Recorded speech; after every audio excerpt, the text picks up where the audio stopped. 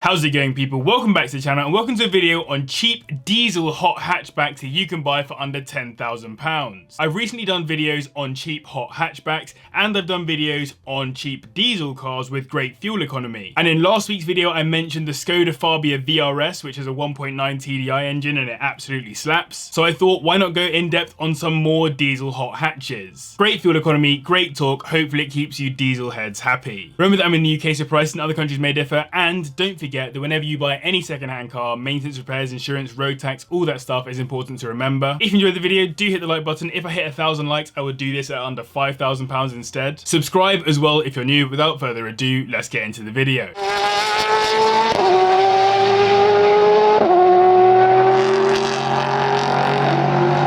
But before we get into cars, I wanted to say a massive thank you to the sponsor of this video being CarVertical. In the description, you'll find a link to get 10% off a report from CarVertical, which is a recent startup that serves people like us or people trying to buy used cars and ensure that we make the right decisions when we are buying used cars. I get a lot of comments of people saying it's really hard to find good used cars with solid histories, but CarVertical makes that super simple. Their service provides a comprehensive report of any used car's history and they're already operational in over 20 different countries. They pull data from national registries, insurance companies, manufacturers, used car websites, crashed car auctions, and car maintenance databases in order to give you a full picture of the car that you're specifically looking at buying. This means you can see if the car's been crashed at any point, or the mileage has been rolled back, or it was stolen at any point, or if there's been any insurance claims on it, all the stuff that you need to know before you make a decision on buying a car. This can save you a lot of time, as this information can be quite hard to get a hold of, and it can save you a lot of money because these problems can cause financial havoc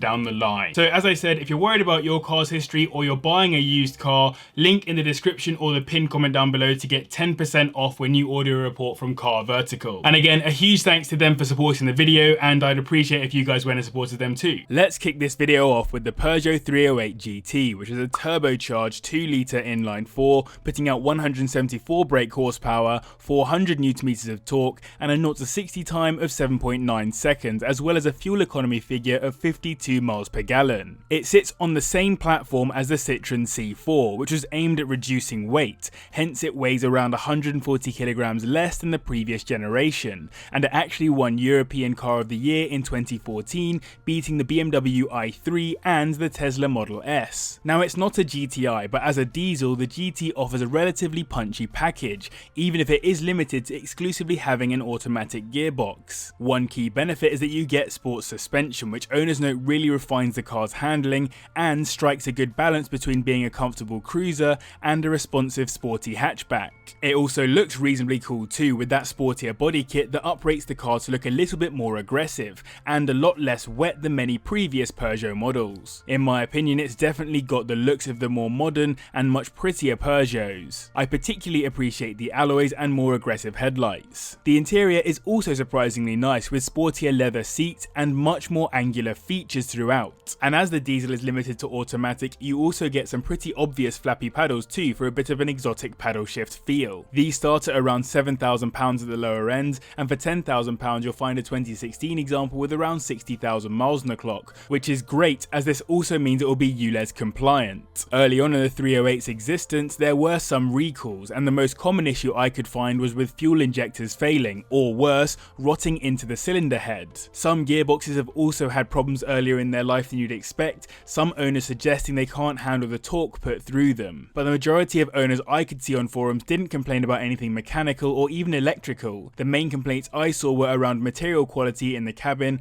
and the iCockpit, which takes some getting used to. Next up is the Ford Focus ST, which also has a 2-litre turbocharged inline 4, putting out 182 brake horsepower, 400 Nm of torque, and takes the car to 60 in 7.8 seconds. On top of this, they also have decent fuel economy at a quoted 67 miles per gallon. Following a facelift in 2014, the diesel ST hit the market alongside its petrol equivalent, with a slightly sportier and aggressive look overall and that angry looking honeycomb grille. This update from the Mark III to the Mark 3.5 made the Focus look much sharper, and the ST spec particularly benefited from this in my opinion. The diesel was only made available in European markets and had exactly the same pricing as the petrol equivalent, but with a 6-speed power shift automatic box, with the intention of the car rivaling the VW Golf GTD and Seat Leon FR, which is funny as you should see what cars follow the ST on this list. Of course, the ST isn't as hot as the RS, which was the more focused edition if you'll pardon the pun. The RS of course harks back to Ford's involvement in motorsport, more specifically rallying, and the ST is basically the slightly cheaper step down from that. It comes in 3 main specs, ST1, 2 and 3, with 1 being the lowest spec and 3 being the highest. If you get an ST3, you benefit from a sporty interior with full leather Recaro sport seats and a bunch of features designed for driver and passenger comfort like the heated windshield, lane departure system and more. My only reservation with the diesel ST is that I would probably go for the Estate instead. I feel like given the petrol and diesel cars were the same price new and the petrol car is faster, the diesel needs to make the most of its practicality and economy by benefiting from a bigger boot too. That said, some owners have managed to get over 230 brake horsepower out of these with a relatively cheap remap, so maybe don't count the diesel out on pace just yet. These start at around £8,500 with high mileage, and for 10 grand you're looking at just under 100,000 miles on the clock for a 2015 example. Some of the key problems owners note on forums are electrical related, like door mirrors failing and illuminated door sill panels no longer working. Some have had issues with carbon buildup too, which is pretty common on diesels anyway, and some have seen overheating on longer motorway journeys leading to a loss of power. Next up we have the Seat Leon FR, specifically with its 2-litre turbocharged inline 4 that makes 181 brake horsepower, 380 Nm of torque and helps the car to 60 in 7.3 seconds. According to Seat, it'll also manage 62 miles per gallon, which is very decent for that performance. As you'll soon find out, this is basically a slightly less premium version of the Golf GTD, but it still benefits from being much more angular on the exterior, and it has a very sporty interior too, with nice leather sports seats if spec'd, a sizable touchscreen on the dashboard, and the classic flat-bottomed wheel too. Seat have a design language called Arrow, which is literally focused around designing cars to the same principle as an arrow, hence the sharp lines which taper towards the front. Like the ST, it also comes as an Estate, but having driven one of these not too long ago, I'd say they're well worth it in hatchback guise. The handling surprised me with how direct the steering was, but more importantly I enjoyed the 6-speed manual gearbox and the general pull from the engine. It really doesn't feel far off a GTI, and with some owners remapping these to 230 brake horsepower, I'm sure they can really start to pull. When you take one out on country lanes, the power of the slightly larger brakes becomes apparent too. They definitely do a reasonable job.